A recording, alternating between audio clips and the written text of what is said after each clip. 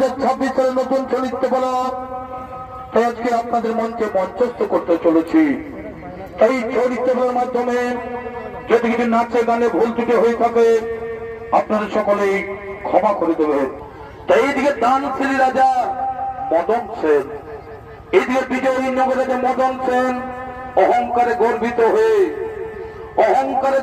হয়ে দান দিয়ে চক্রবর্তী হওয়ার জন্য, মা লক্ষ্মীর আরাধনা করে অর্থ উপার্জন করার জন্য, তিনি সেই মা লক্ষ্মীর আরাধনা করার জন্য আগমন করছে। লাইট মিস্ত্রি দাদা, আপনি লাইট গুলো জ্বালিয়ে দিন, সন্ধ্যা হয়ে গেছে, আপনি লাইট গুলো জ্বালিয়ে দিন।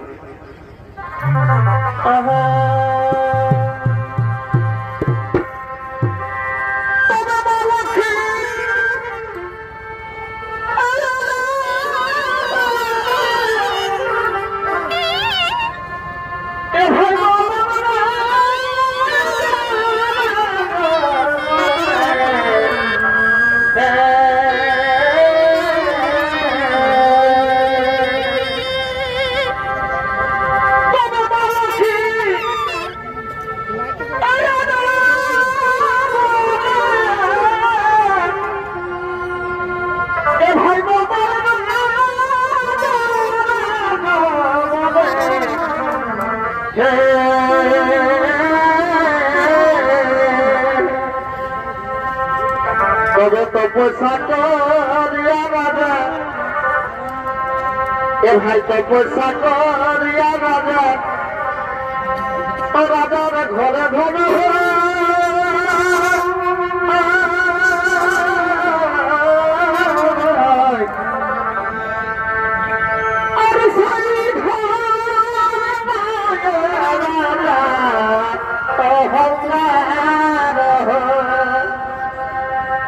তবে তপস্যা করিয়া রাজা, এ ভাই তপস্যা করিয়া রাজা,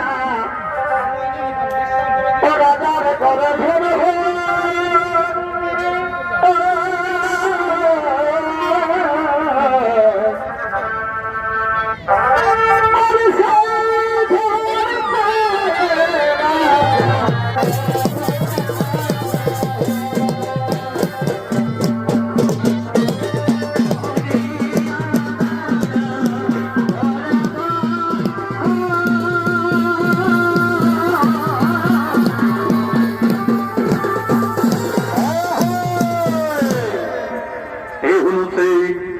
বিজয়নগরের রাজা মদন সেন, তিনি সেই মা লক্ষ্মীর আরাধনার করার জন্য আগমন করেছেন। তাই সে রাজা মদন সেনের ভূমিকায় নিত্য বিনে দেখাচ্ছেন অর্থাৎ স্বর্গীয় সূর্যকান্ত শেখের বড় নাতি বিশ্বনাথ সোহেল।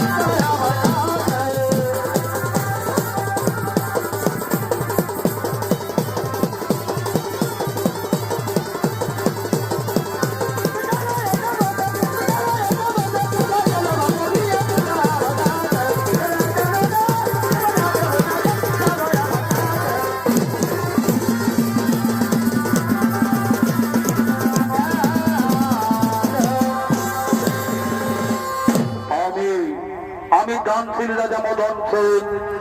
সকল যুদ্ধ জয় চক্রবর্তী উপাধি পেয়েছি, আর আমি এখন দান করে চক্রবর্তী হব বিশ্বমাধরে।